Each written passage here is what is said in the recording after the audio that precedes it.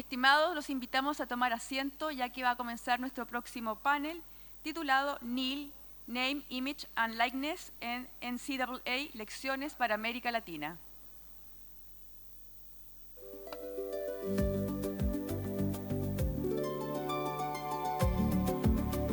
NIL, Name, Image and Likeness en NCAA, Lecciones para América Latina. Zvi Rosen, profesor asociado y director académico del Centro de Propiedad Intelectual de la Universidad de New Hampshire, Franklin Pierce, Estados Unidos. Francisco Morelo, Director Legal and Compliance de Adidas Argentina Sociedad Anónima, Argentina. Moderador, José Antonio Favara, Asociado Senior en Bustamante Favara, Ecuador.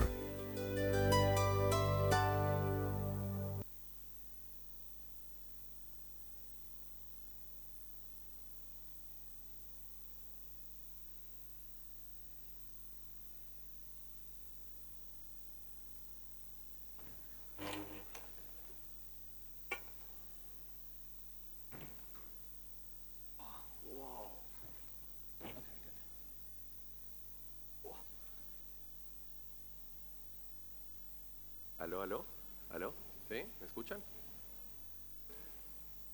Good morning everyone, buenos días a todos.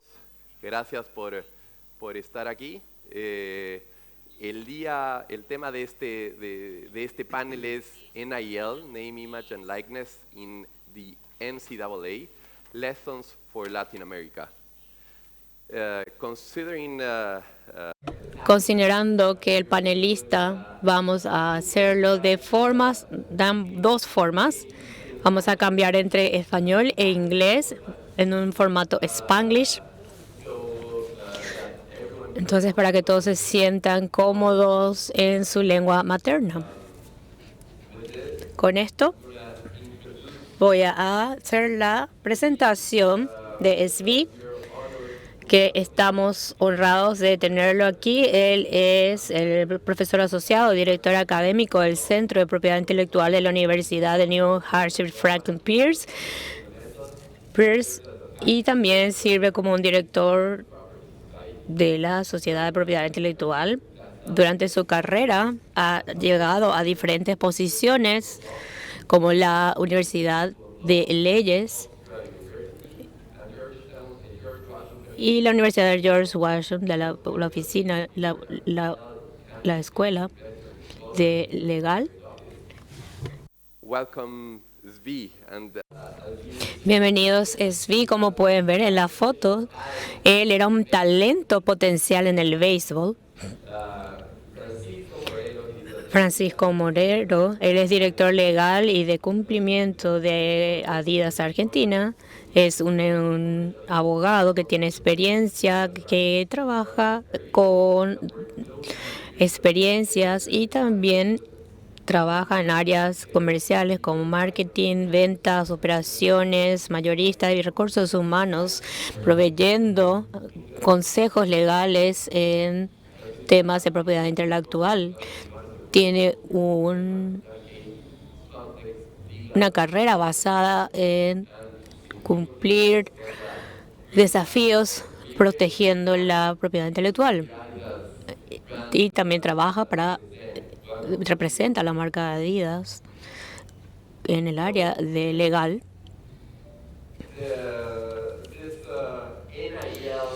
Este tema de NIL que vamos a cubrir el día de hoy es una discusión de las más grandes en los últimos años en los deportes de América y Estados Unidos. Esto ha cambiado fundamentalmente el panorama de cómo los jugadores, específicamente en deportes universitarios, se afectan y cómo ellos son remunerados y cómo reciben la compensación adecuada. Para empezar a introducir este tema, considerando que nosotros los latinoamericanos no necesariamente tenemos un entendimiento completo sobre los deportes en Estados Unidos, ¿Qué es la NCAA? La NCAA fue formada hace 120 años. La Asociación Atlética Colegial es un organismo que regula deportes universitarios en Estados Unidos. Tienen el monopolio en deportes estatales, también regulan las reglas del juego. Y básicamente, si alguien quiere hacer algo relacionado a deportes universitarios, tiene que ir a través de la Asociación Nacional de Atlética Colegial. Es una manera de que las universidades puedan obtener estos beneficios que de otra manera no podría tenerlo. Hay también un grupo sombrilla para otros deportes universitarios en los Estados Unidos. Es un guardián clave de la regulación. Es completamente diferente para nosotros en Latinoamérica. No vemos estos juegos con el impacto de como tienen las universidades en Estados Unidos, pero los números de la audiencia es bastante sorprendente. Sí, vi un número esta mañana que el valor total de solamente los deportes, los programas de deportes en las universidades es más de 50 millones de dólares. Solamente viendo el fútbol americano de las universidades, y voy a decir cuando hablo de esto, hablo de fútbol americano. Yo sé que puede haber una confusión, pero vamos a tratar de ponerle otro nombre a ese deporte, pero cuando hablo de fútbol me refiero al fútbol americano. Este es el deporte más grande, también el básquetbol universitario es un deporte grande, pero la audiencia llegó a más de 30.1 millones de personas en el Campeonato Nacional de CFP y la sección fue de juegos que no pertenecen a la CFP. Y en estos juegos más pequeños también la audiencia de estos deportes menores fue de 3 millones. Del promedio de temporada, eso es solamente sobre los bowls sin clasificación de las cadenas de CFP. El fútbol americano, el universitario, es una de los más grandes juegos destacados. También tenemos March Madness, que es el juego anual en marzo. El final de 4, que serían los semifinales, y los finales tienen 14 millones de audiencia. Y todo el torneo va por mucho tiempo. Estaba contando la anécdota, una vez cuando estaba practicando aún, tuve un juicio que iba a suceder en Delaware y un juez federal que ahora está jubilado nos informó que el juicio debe retrasarse debido a la locura de marzo. Entonces, esto en verdad es un motor económico. Y estos dos son los más grandes. Béisbol también es muy grande. La Universidad de New Hampshire, nuestro equipo más grande era hockey de hielo. Si alguien se fue a nuestro campus hermoso, especialmente durante el invierno, no les va a sorprender que tengamos eso, pero hay otros también. La gimnasia. No sé si alguien aquí ha escuchado de Living Dawn. Es gimnasta de la Universidad del Estado de Luisiana y está ganando 5 millones de dólares como gimnasta. Aún sigue la universidad, no sé si sigue, si ya se graduó seguramente, pero estaba entre los gimnastas que más ganaban y creo que tiene millones de seguidores en Instagram también. Supuestamente, digamos, Estados Unidos es amateur, pero como vemos los números se asemeja mucho más a un deporte profesional. ¿Cómo se compara esto? ¿Cuál es el paralelo de la NCAA para con Sudamérica o Latinoamérica? ¿Me escuchan ahí? Sí.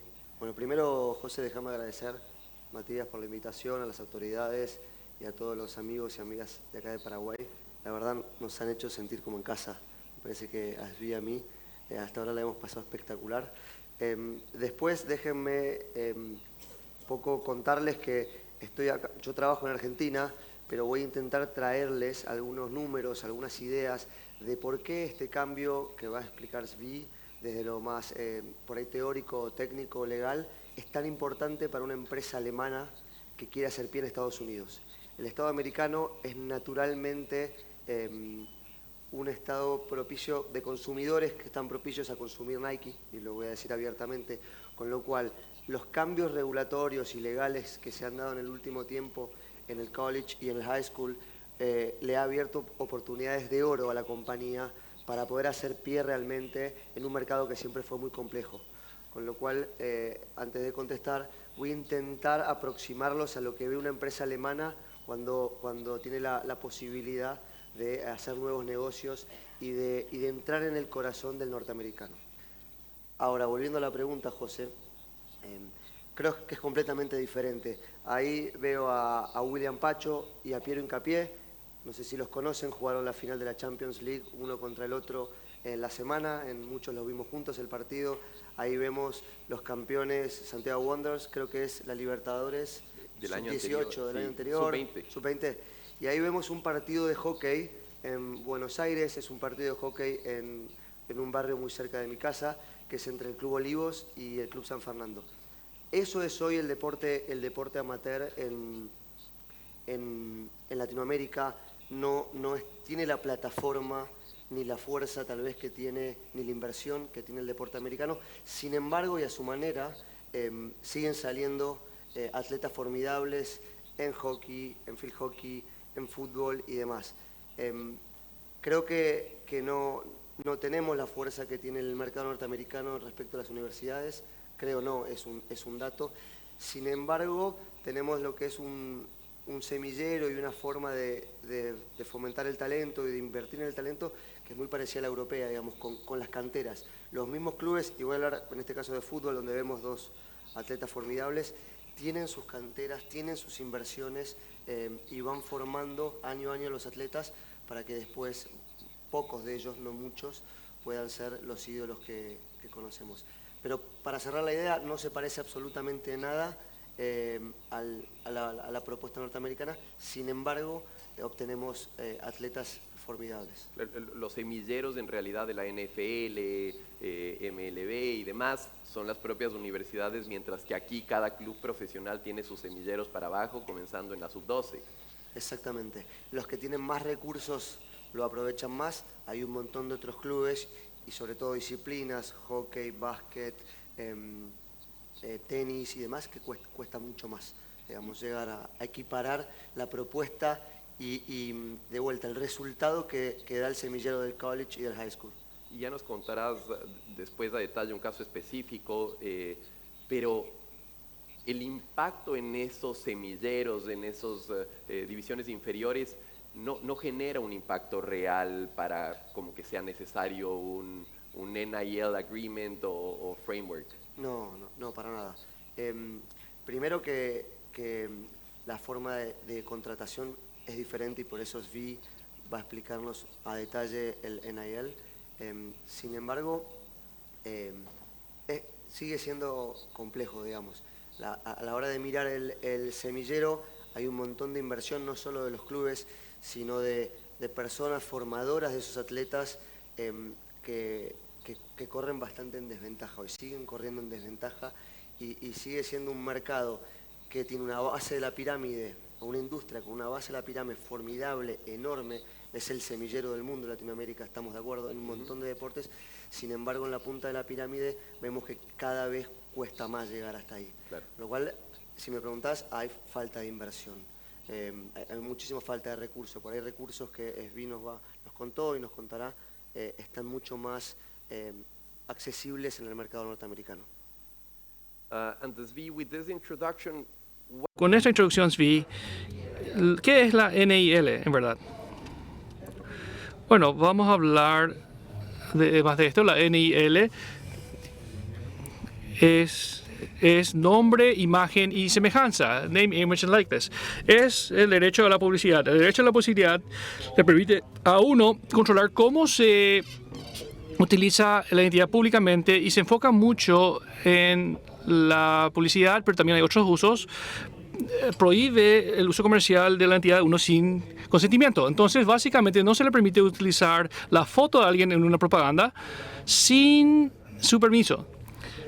Esto viene de un número de casos donde las empresas intentaron utilizar la semejanza de una persona en una propaganda. En los Estados Unidos, esto es una cuestión de derecho estatal. Y hay también mucha variedad de heterogeneidad entre los casos. La ley de derecho a publicidad de Nueva York es muy estrecho, muy específico. En California es muy amplio. Y Indiana, que no es un centro comercial reconocido, no tiene también su ley comercial sobre publicidad. Hay también reglas federales de publicidad. Por muchas razones, esto surge en casos de individuos que utilizan la foto de otras personas sin consentimiento, que por supuesto es un tema aparte, pero también podría involucrar publicidad, y eso se une a la ley federal para publicidad en deportes. Esto se ha discutido, han habido numerosas propuestas, pero aún no se han convertido en ley federal. Y uno de los primeros casos en cuanto a derecho a publicidad, derechos publicitarios, era el caso de Johnny Carson. ¿Puede darnos una introducción de este caso? Sí, bueno, algunos de la audiencia, temo decir que tal vez muestran su edad, si es que se recuerdan de eso personalmente. Johnny Carson fue el anfitrión de televisión más preponderante desde los 83 hasta 1991. Cuando él salía al escenario, su anunciador salía a decir: aquí viene Johnny, y en ese tono, pero más fuerte, y eso le identificaba a él. Bueno, un dueño de Porta Potties en Michigan dijo: bueno, tengo una idea. Y él dijo: aquí está Johnny, el baño, el inodoro más reconocido del mundo. Y Johnny Carson demandó, y la corte estableció que su derecho a publicidad había sido violado. La corte notó que se viola la propiedad de la imagen cuando otra persona se apropia con fines comerciales. No fue su imagen, no fue su voz, fue su identidad. Se utiliza esa frase introductoria, "Here's Johnny", que se usaba para identificar a Johnny Carson en su programa de televisión bien conocido, y fue apropiado y se violó su derecho a la propiedad de imagen y semejanza.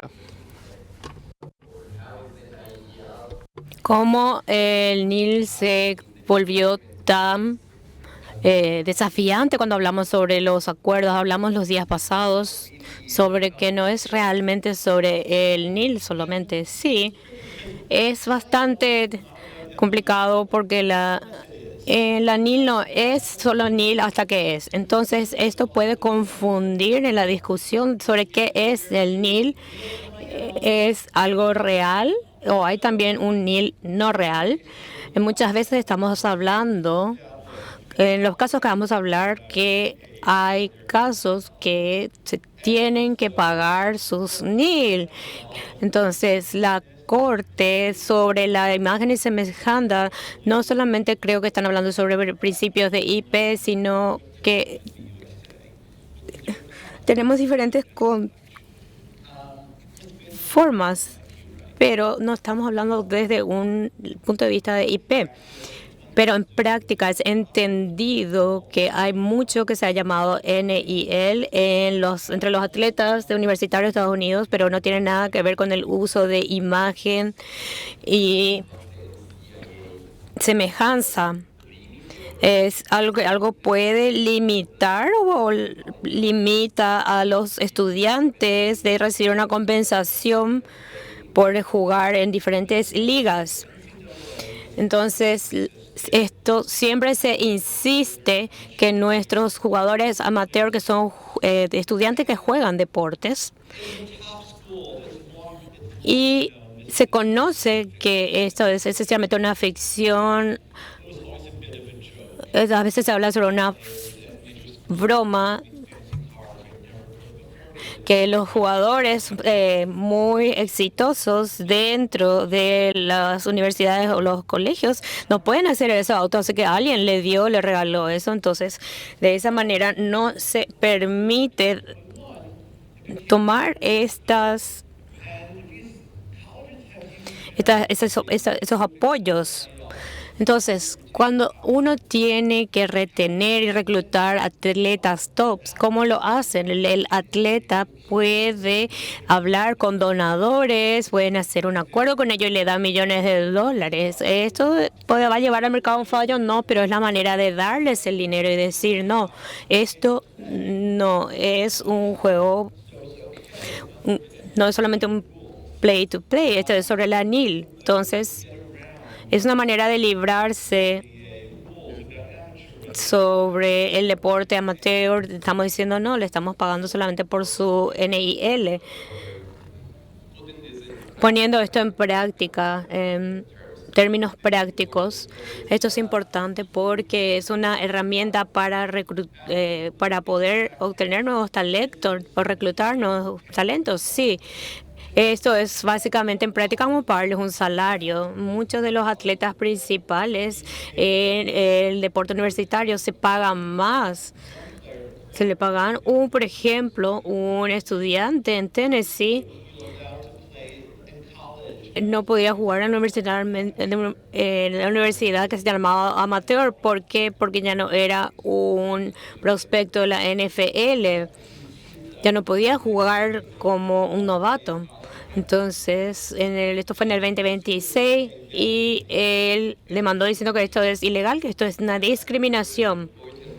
También hay un caso importante sobre Mark Cuban y Fernando Mendoza, que se convirtieron famosos el año pasado con la compensación que se le dio desde la NIL. Muchos años, aquellos que siguen el fútbol americano, creo que va a ser una audiencia muy pequeña en esta sala, pero al final no hay nada en el fútbol americano estudiantil. El récord del 2023-2024 fue 3.9, de 3 a 9. Ellos ganaron más juegos que ganaron, pero Mark Cuban era un millonario. Él tenía un ingreso. Él estaba en la Universidad de Indiana y la historia va sobre los directores de Indiana. Dijeron que queremos que este Fernando Mendoza sea transferido y de esa manera dijeron necesitamos más dinero. Entonces Mark Cuban donó este es alumno de Indiana y firmó un acuerdo de derechos de imagen para reclutar a este mariscal de campo.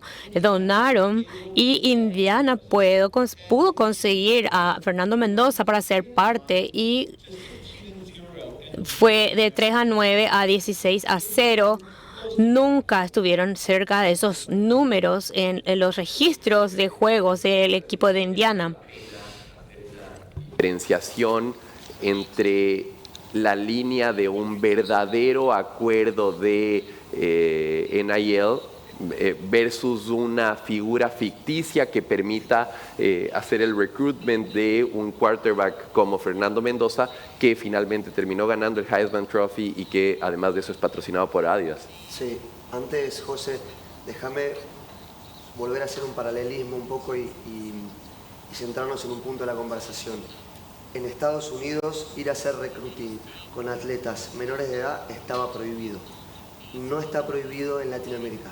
Nosotros venimos reclutando como marca, como empresa, un montón de juveniles que son promesas, algunos llegan, otros no, pero nunca tuvimos la limitante. La limitante era la negociación, la limitante era el dinero, la limitante podría ser gustos, gustos por la marca, digamos, me gusta más esta marca, entonces me inclino por esta marca. Pero no teníamos y no tenemos en nuestros países un órgano que necesariamente regule y prohíba esto. Por eso, con la aparición de los NIL, a Adidas se le abre un mundo completamente diferente en Norteamérica. Tiene la posibilidad de llegar a talentos jóvenes, a promesas, de una manera legal. ¿Qué pasa? Es una compañía alemana que cotiza en la bolsa de Frankfurt. Estas donaciones, estos bypasses que por ahí está mencionando SB, eran imposibles para una compañía como la nuestra. Entonces nos quedábamos siempre en la puerta. Hoy tenemos una posibilidad muy concreta y lo estamos viendo. Ahora después vamos a ver unas fotos que van a clarificar un poco lo que estoy diciendo, de llegar con un NIL directo, de invertir en el atleta desde que está en high school, de acompañarlo, de seguirlo, de ayudar en su formación, de que pueda dedicarse a eso para que después sean los próximos Fernando Mendoza, que para que se den una idea, está para el portfolio de atletas de Adidas muy cerquita de lo que puede ser un Lionel Messi, un Patrick Mahomes. Estamos hablando de esa masividad y de esa importancia de atleta. Y que todavía no es profesional. Y que todavía no es pro. Pero si ustedes ven, y cuando nos damos cuenta, es muy gracioso, cuando empezás a ver que en los videos, en las campañas globales de Adidas, empiezan a aparecer este tipo de atletas, es porque ya están son fuera de serie, al menos para lo que Adidas cree que es importante y que quiere monetizar, claro, que es el mercado americano. Sin lugar a dudas es interesante, y ahí pasamos a la pregunta de ¿por qué se valora tanto el NIL para Adidas? Y ya nos has dado una pequeña introducción, pero ahí se ven otros varios casos importantes y vinculados con Adidas. Sí, esto es muy de vuelta, novedoso, estamos hablando de 2021. De 2021 para acá, Adidas ya firmó en Norteamérica más de 160 contratos de NIL, con mucho foco en básquet y en fútbol americano, con algo de running, hay sprinters, hay maratonistas también. Sobre todo, les cuento, hay muchísimos, por ejemplo, maratonistas que van desde África a estudiar a universidades norteamericanas, y es ahí donde Adidas se los encuentra. Si recuerdan, hace un mes la compañía en Londres rompió el récord de las 2 horas. Entonces, más de 160 atletas, foco en básquet, foco en fútbol americano, foco en high school, en las chicas de fútbol. En el soccer estamos invirtiendo hoy mucho más en mujeres que lo que es en el fútbol de varones. Ahí hay una oportunidad de oro, ahí hay un negocio billonario.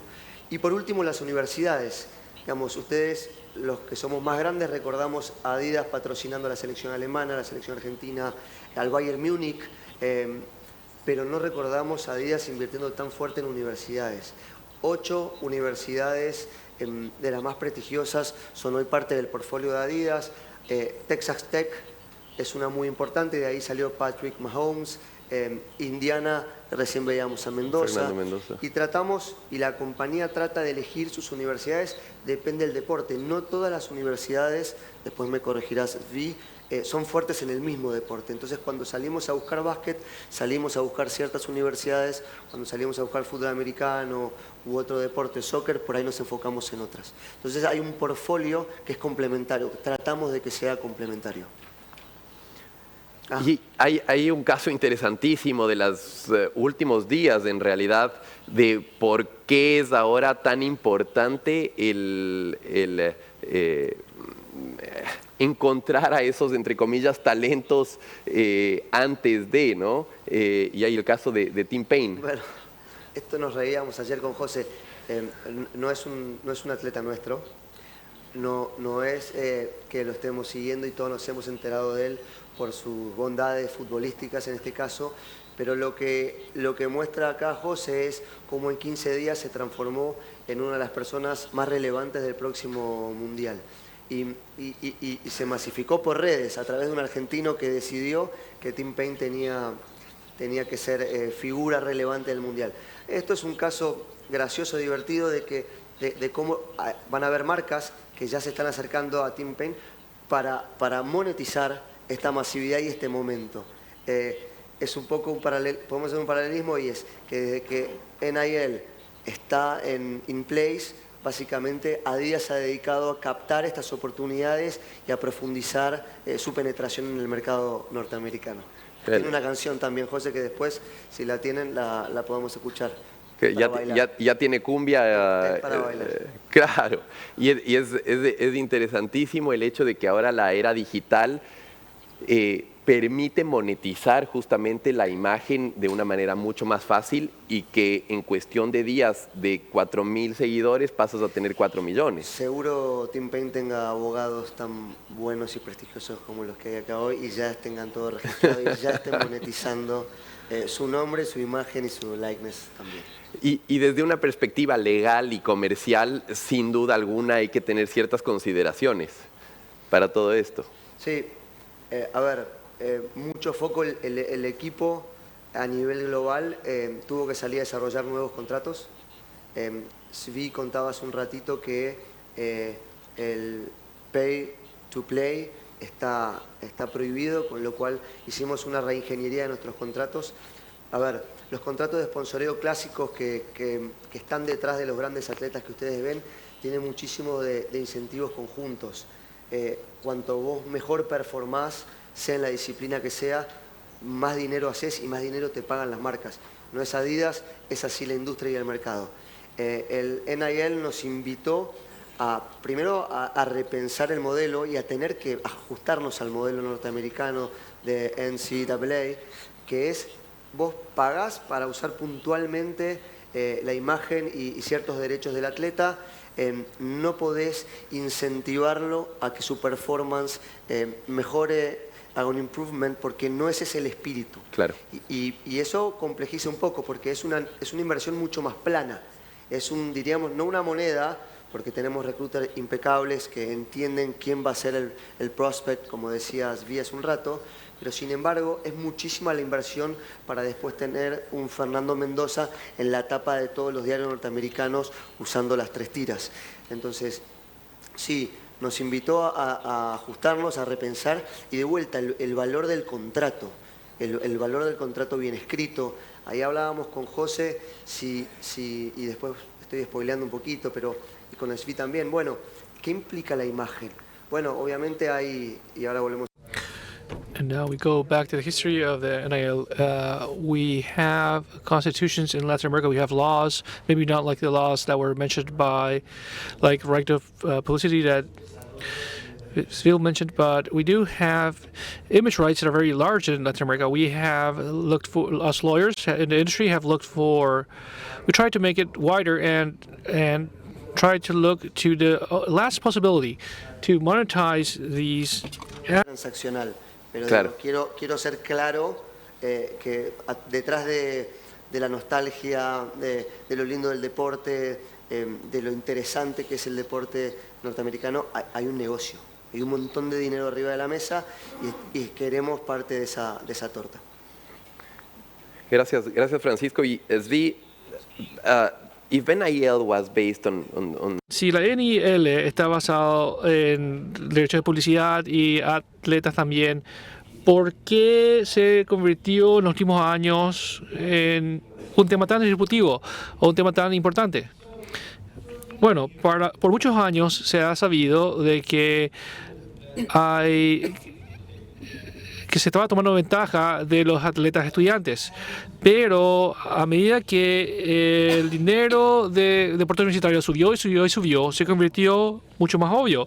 Entonces la NIL no se permitía, los tratos de NIL no se permitían, no se le permitía tener ninguna clase de dinero, inclusive dándole un auto a alguien era muy controversial.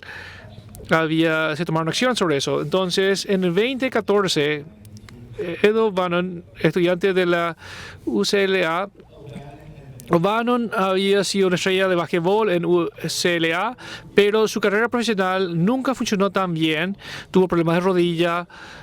Era un caso perfecto, porque él ya se había jubilado hace mucho tiempo y cualquier sanción de la NCAA cualquier acción judicial que la NCAA pudiera tomar contra él era improbable. Entonces Steve Pierce fue parte del equipo de Ed O'Bannon, escribió un libro muy interesante con Ed O'Bannon sobre esta experiencia y ganaron el caso. Básicamente dijeron que Ed O'Bannon y otros ex atletas universitarios se les permitió monetizar su NIL.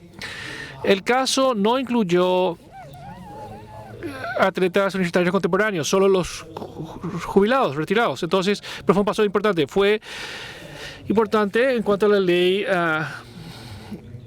La NCAA decía que la NCAA estaba trabajando con un comercio restrictivo. Solo para repasar, es importante enfatizar de que era una decisión, no era tanto una... Era una decisión, en el caso de O'Bannon era más de antimonopolio, no tanto de propiedad intelectual o NIL. Hubo una estrategia de litigio muy interesante que usó el demandante. Estaban revirtiendo una apelación. Entonces, los demandantes de Austin no se enfocaron tanto se enfocaron en los beneficios no educativos. Y entonces la pregunta en el caso de Austin fue si la NCAA estaba sujeto a la regla de razón o si hay una excepción única bajo la ley antimonopolio. La NCAA trató de argumentar de que habían excepciones especiales. La Corte Suprema dijo de forma unánime no. Una decisión de mayoría, una decisión unánime por el juez Gorsuch, pero es una lectura muy interesante también. Entonces, en su forma congruente, Kavanaugh dijo, bueno, esto levanta preguntas muy serias. Y la cuestión es, todos sabían de esto. Entonces la opinión dice, bueno, nosotros nada más damos una opinión técnica, un estándar de revisión bajo la ley antimonopolio estadounidense, pero en la práctica se abrieron las puertas y se inundó rápidamente. Este fue básicamente el punto de inflexión para los atletas en la universidad para que puedan recibir compensación sin perder elegibilidad. Es exactamente eso. Bajo la decisión, bueno, la NCAA sabía, siguiendo el caso de O'Bannon, que supuestamente no era de NIL, y el caso de Austin, que tampoco era, pero se abrieron las puertas sobre el NIL y casi inmediatamente los tratos de NIL se convirtieron en cosas enormes, muy frecuentes. Francisco, siempre en los acuerdos es el consentimiento, ¿verdad? Entonces, porque el consent tiene que cumplir ciertas características y ahí tal vez nos metemos en la diferenciación entre la protección de la imagen o del NIL en Estados Unidos versus la protección de la imagen en Sudamérica, que es más un derecho personalísimo, constitucional. Entonces, ¿cómo manejan esa diferenciación entre los acuerdos en Latinoamérica versus los acuerdos en Estados Unidos? Bueno, José, déjame hacer un comentario. Ciertamente, lo de Norteamérica ha sido una construcción muy basada en el right of publicity y una vez ese consentimiento se da bajo esa ley, queda blindado, el contrato queda súper blindado y es muy difícil desconocerlo. Ahora, en el derecho de la imagen y en cómo lo tutelan nuestras constituciones, entiendo que la ecuatoriana es muy parecida a la argentina en su artículo 33. También hemos desarrollado los contratos y lo hemos escrito, sin embargo, por algo que creo que todos conocen, que se llama la patria potestad, la verdad que esos contratos tiemblan todo el tiempo. Entonces, ¿los tenemos firmados? Sí. ¿Los tenemos blindados? No. Hemos perdido jugadores de muchísima relevancia entre los 15 y 17 años, porque tal vez han cambiado de agente, perdón, y otra marca viene, se lo lleva y nos cuesta, aunque tenemos el consentimiento de ambos padres, por ejemplo, consentimiento del jugador por escrito, nos cuesta retenerlos. Y ciertamente no somos una empresa que vaya repartiendo y regalando juicios por doquier. Con lo cual, están los contratos, está ese consentimiento. Bueno, el desarrollo de la jurisprudencia nos ha mostrado en los últimos años como marca que no es tan fuerte, no están blindados. En cambio, cuando vamos al mercado norteamericano estamos muchísimo más cómodos desarrollando la ingeniería del contrato en función de muchos de los rights of publicity, de las leyes que Zvi mencionaba anteriormente. Lo cual, al final estamos un poquito más incómodos acá y mis colegas norteamericanos están fluyendo con mucha más seguridad a la hora de, en el momento que ejecutan y que firman y que sellan ese contrato. Al final aquí es un derecho más personalísimo de la persona de proteger inclusive su derecho al buen nombre, a la honra y demás, bueno, versus lo otro que es más una compensación comercial. Concretamente, y la foto que agregamos ahí no es casualidad, esa es Pelusa para nosotros, es Diego, para algunos es Dios. El Diegote. Diegote es para muchos de nosotros uno de los atletas más importantes y seguramente controversiales que dio el deporte argentino. Si recuerdan, Diego tiene un episodio muy fuerte en el 94, en el Mundial del 94, donde básicamente lo saca una enfermera de la mano en Estados Unidos, Zvi seguramente lo recuerdas también, y lo suspenden por doping. En ese mundial, Argentina era Adidas y juega con una camiseta azul, suplente, sí, muy linda, muy recordada por todos. Sí. Tuvimos la brillante idea como organización de hacer un bring back de esa camiseta hace poquitos años. Soy talla M, por si acaso. Ya voló. Esa camiseta duró 5 minutos en el ICOM. Si recuerdan, el lanzamiento fue viralizado por Leo Messi en sus redes sociales, lo pueden buscar. ¿Qué pasó después de lanzar esa camiseta? Me llegó una hermosa... Se me falló, ¿no? Perdón, tengo oreja chica. Me llegó una hermosa carta documento de la familia Maradona, diciendo que estaba monetizando su imagen porque habíamos sacado una camiseta que tenía el 10 y era una camiseta Adidas, registrada por Adidas, cuyo diseño estaba muy bien archivado y guardado en el arcade de Adidas en Alemania.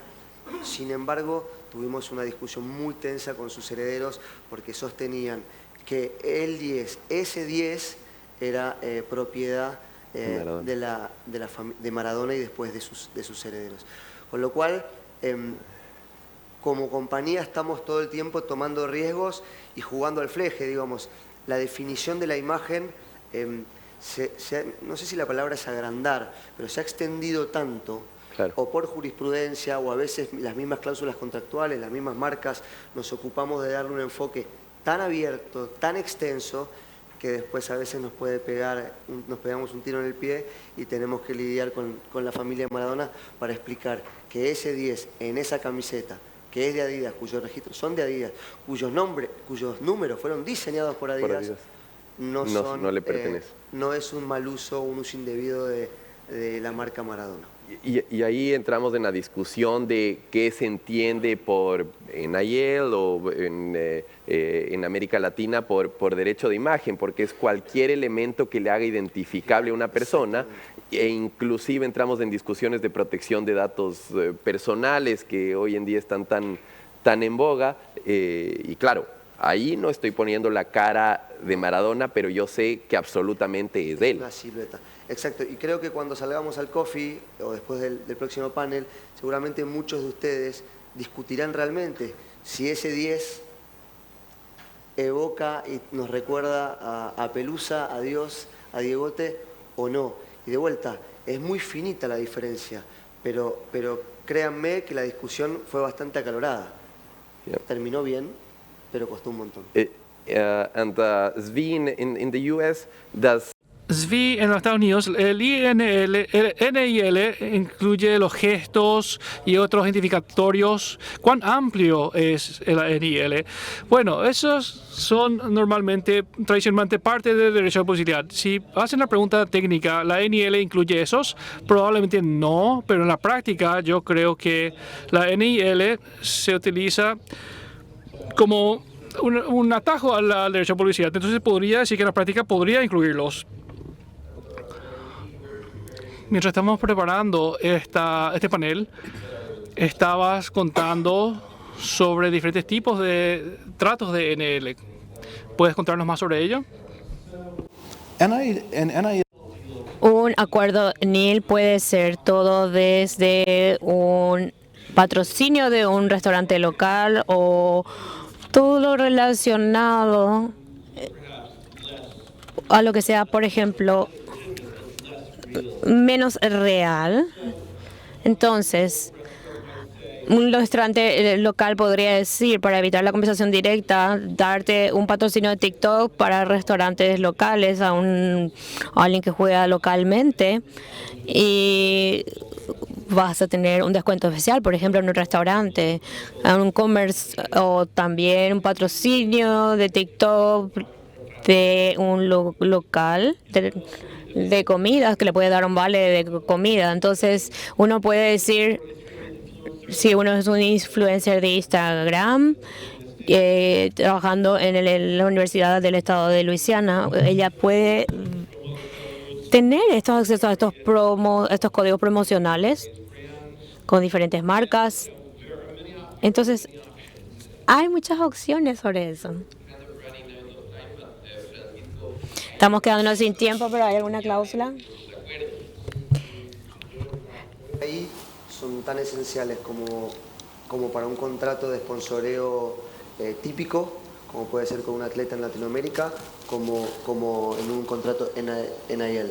Lo que no ven allí, y es lo que les contaba antes, son los incentivos compartidos de performance, es decir, donde el atleta performa mejor y el atleta gana más dinero. Eso no está ahí y por el momento, hasta que el NCAA cambie o la regulación, no va a estar. Y hay algo interesante, que hay una cascada de consentimientos en estos contratos, porque el contrato del atleta con el equipo, el del equipo con la federación o la liga, y a su vez de la federación con third parties, incluye como una cascada de consentimientos en donde inclusive puede haber conflictos. Sí, lo digo rápido para no aburrir. Cada vez que firmamos un contrato con un atleta directamente, tenemos en consideración su contrato laboral. En Argentina es un contrato, por ejemplo, laboral con su equipo, las leyes o la regulación, en este caso de la AFA, también regulaciones de Conmebol, FIFA, lo que sea que tenemos que tener en cuenta, y obviamente otros contratos que tiene el mismo atleta que a veces se solapan un poquito con nuestros derechos. Y como decían ayer en el panel de Ambush, levantamos rápidamente el approach de la compañía, al menos en Latinoamérica, es levantar rápidamente el teléfono para conciliar esos derechos. Y hay muchas veces en donde, como la imagen muestra, que Messi, patrocinado por Adidas, juega en una selección o equipo, en este caso Argentina, también patrocinado por la misma marca, pero también se da que existe un conflicto porque juega para un equipo que es patrocinado por Nike, y ahí pueden haber, de cierta forma, líneas grises. Sí, déjenme contarles una infidencia. Que Leo haya ido al Inter de Miami, que es Adidas, fue una de las cosas más maravillosas que nos pasó como compañía a nivel global, a nivel Argentina, a nivel Estados Unidos, porque la posibilidad de generar contenido, visibilidad, impacto en la marca ha sido tremenda, a pesar de que el Inter de Miami no sea ni el PSG ni el Barcelona. Ahora, hay una regla no escrita muy aceptada entre las marcas, no la inventé yo, vine hace 25 años, que es: tratamos de no ser el vehículo del ambush. Digo esto, y el panel de ayer yo era el del ambush, ¿se acuerdan? El River. Faltó eso para que me presentes, el chico del ambush marketing. Pero entonces, cuando nosotros salimos a, por ejemplo, un ejemplo concreto, River Plate, ahí está el Barcelona, pero voy a hablar de lo que conozco directamente. Cuando salimos a hacer una campaña y a lanzar una camiseta, todos los jugadores quieren estar. Y jugadoras también de un tiempo para acá. ¿Por qué? Porque te convierte en ídolo. Claro. Estar en una marquesina, estar en un cartel en una avenida, salir en el video del club o de la empresa patrocinadora, en este caso Adidas, te convierte en el inconsciente colectivo del hincha en un ídolo. Ahora bien, ¿yo puedo traer a todos? No. ¿A quiénes traigo? ¿Solamente a los propios? Tal vez no son los más relevantes. Tal vez uno de los más relevantes es el de la competencia. Tal vez en Boca hoy es Paredes, que es Nike. ¿Cómo hago para traer a Paredes y que Nike no se enoje con Paredes? Porque Paredes quiere estar. Entonces encontramos esta regla no escrita que en las fotos y en todo el contenido, tanto digital como físico que generamos a través de un lanzamiento, se da mínimamente de 3 atletas. Cuando se entiende que tenemos 3 atletas en el mismo contenido, en la misma foto, entonces no hay una intención de asociación indebida entre el atleta de la competencia y en este caso Adidas. Es un uso autorizado, básicamente. Sí, y pasivamente consentido por al menos las 3 marcas más grandes hoy de la industria. Y hay otro tema del que conversábamos es que para Adidas, y a diferencia de lo que sucede en Estados Unidos, ustedes hacen el scouting, entre comillas, de talentos a temprana edad, y ahí el consentimiento también es un reto considerando que son menores de edad. Ya lo contabas algo, pero este es un caso interesante. Venimos hablando de Fernando Mendoza como caso testigo tal vez y muy visible, muy reciente. Les quiero contar este caso que me toca muy de cerca. Ese es el Diablito Echeverry.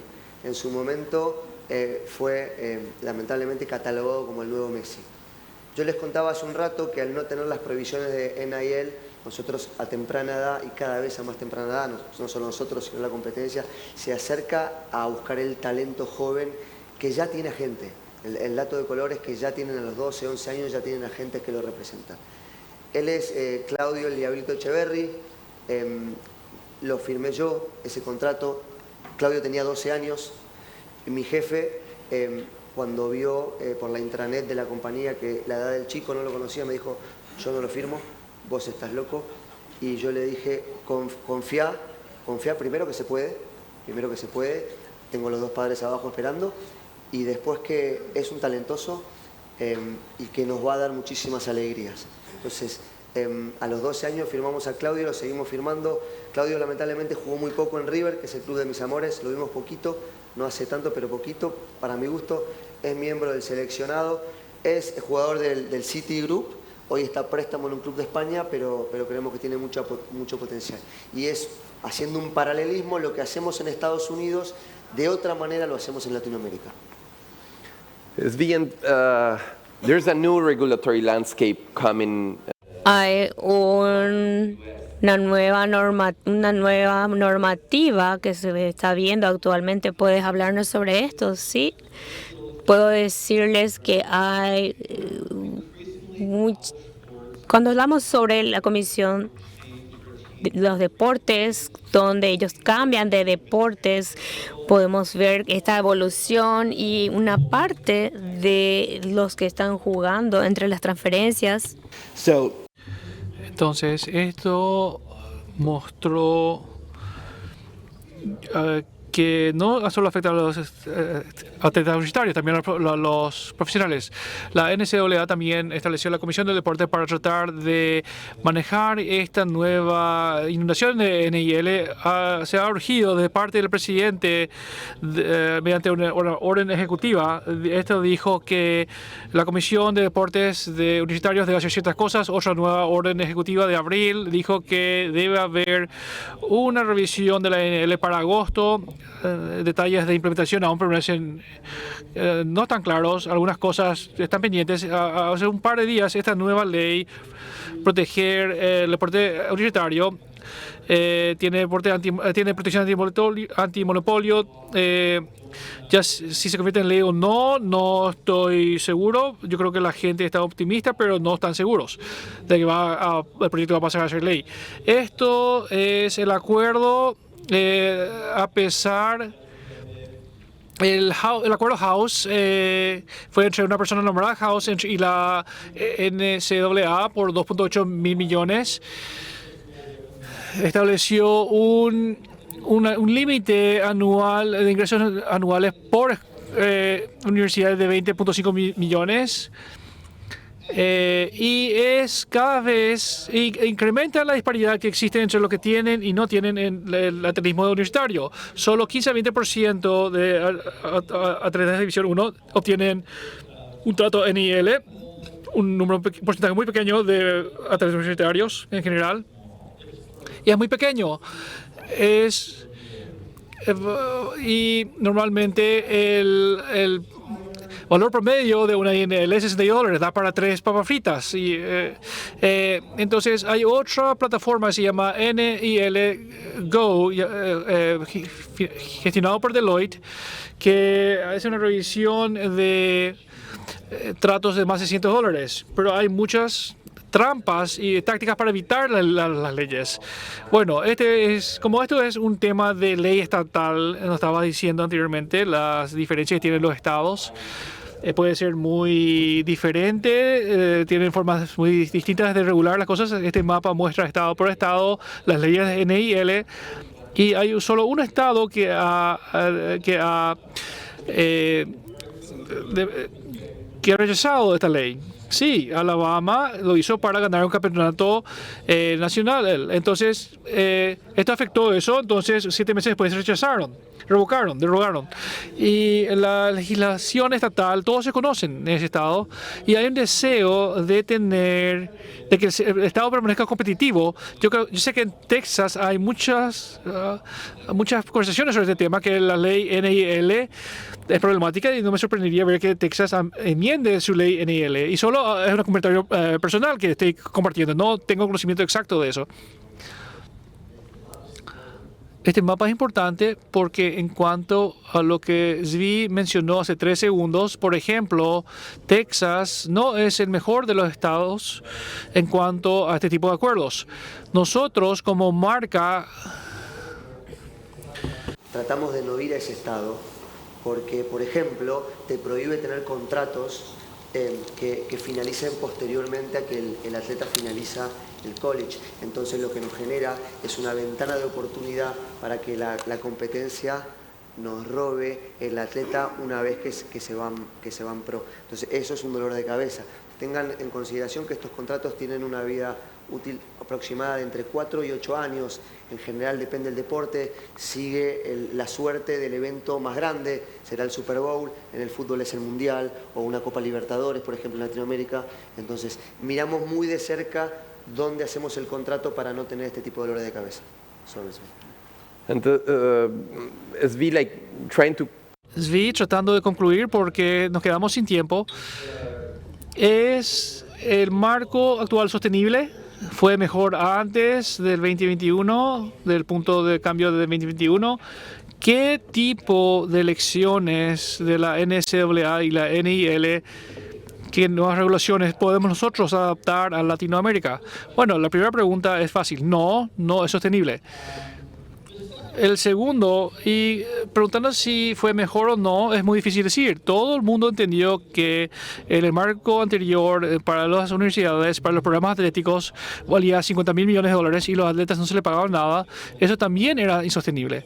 Entonces fuimos de un sistema insostenible a otro sistema que también es insostenible. ¿Cuál es el futuro? Probablemente reconocer que yo creo que si una vez que miramos al pasado, en 10 años, vamos a decir, bueno, el sistema viejo no era sostenible y lo que vamos a pensar es que tenemos como un sistema transicional que también es insostenible y con esperanza podamos resolver todo en 10 años.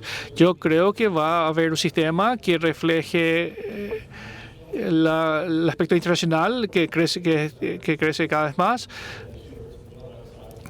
Yo sé que hay venta de shorts de Mendoza fuera de los Estados Unidos. El sistema va a necesitar reflejar la realidad del terreno, así también como los principios centrales de la NIL.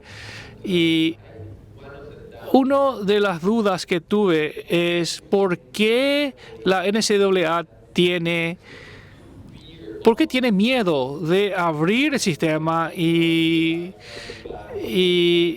para todos los jugadores de todas las posiciones para que se les pague por las universidades. Bueno, honestamente, los incumbentes, a los que les va bien, no quieren que se cambie nada. Los oficiales de la NCAA, los directores atléticos, los entrenadores están ganando tanto dinero los entrenadores principales en la NCAA ganan aún más que los jugadores del NIL. Entonces hay un deseo para las universidades también quieren usar el deporte para juntar ingresos. No quieren juntar dinero, no gastar dinero. Entonces quieren mantener el sistema y creo que eso es lo que anima mucha resistencia. Eso también se une a la idea de que el deporte universitario es para los estudiantes, que son universidades, no son equipos deportivos. Pero lo que mencionábamos ayer que por ejemplo hay muchos jugadores buenos como Travis Kelce de la NFL que no saben ni escribir ni leer. Bueno, ¿qué tal le fue en sus estudios? Bueno, es notorio. Él no dijo que no puede leer, pero él no puede leer un libro, por ejemplo. Puede leer una línea, una oración o dos, puede leer algunas palabras, pero no puede. Él nunca ha leído todo un libro. Entonces, ¿qué significa eso? Se graduó de la universidad él. Claro, por supuesto. Entonces es una mentira su título. Hasta cierto punto siempre se supo, bueno, le estaba diciendo, en 1890, Woodrow Wilson, presidente de Princeton, dijo que las actividades principales de Princeton son béisbol, fútbol y academia. Entonces siempre ha conocido que hay una mentira decir que estos son atletas estudiantes. Son atletas profesionales que están en la universidad. ¿Y cómo se equilibra eso? De todo este sistema del NCAA y les NIL para Sudamérica, Latinoamérica. Dos ideas. Primero, complementando con lo que decías, Vi, rápidamente, el sistema no es sustentable. Ya hablando con un colega norteamericano ayer me contaba que en los últimos 12 meses empezaron a haber reclamos formales de las universidades a los atletas por los traspasos que se dan entre universidades. Bueno, ahí ya tenemos una luz roja. Y después, respecto a Latinoamérica, creo que no, a pesar de los paralelismos que hemos construido durante la charla, no hay ninguna posibilidad de replicarlo. La universidad en Latinoamérica tiene un rol bastante concreto, pareciera diferir un poco del rol que tiene la universidad, como recién mencionaba SB, que es deporte, academic, dijo. No están los incentivos, no está el dinero, no hay un desarrollo económico para que empecemos a ver que los semilleros de los deportes latinoamericanos sean los colegios, sean las universidades y demás. Y al final del día, aquí en Latinoamérica, un poco el sistema ya se ha construido y es por eso que has podido firmar al Diablito y demás. Y no vemos que eso tampoco tenga que se evolucionar. regule tanto y evolucione en su regulación. Muchísimas gracias a los dos. Tenemos unos segunditos para preguntas. No sé si es que alguien tiene alguna duda.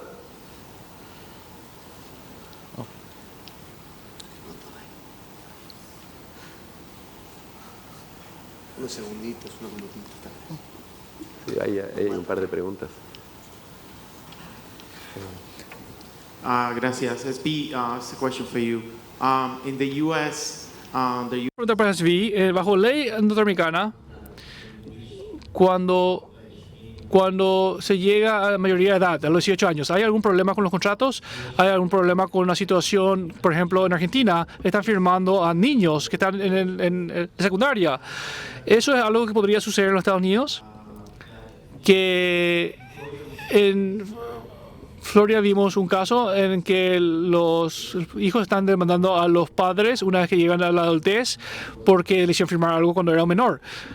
Bueno, la NIL en secundaria ya sucede en los Estados Unidos. Por ejemplo, en cuanto a la escuela media, no estoy al tanto de que haya sucedido, pero es posible, tal vez, creo. Y en cuanto a los padres, idealmente se va a manejar como se maneja en Hollywood para los actores, los niños actores. Hay ciertas leyes que les protegen. Habían dicho eso, mucho de eso cae bajo la ley de California. Y no creo que estados como Luisiana, por ejemplo, tengan las mismas protecciones para los menores, para niños que California tiene. Y creo que vamos a ver demandas que van a forzar a los estados para tener mejores protecciones bajo la INL. Tal vez una última pregunta. Sí, hola. Ya para ti, Rodrigo, o sea, un par de preguntas si se puede conectar. ¿Cuál es el perfil de los estudiantes atletas que buscan las marcas, más allá del talento y obviamente en temprana edad, ¿no?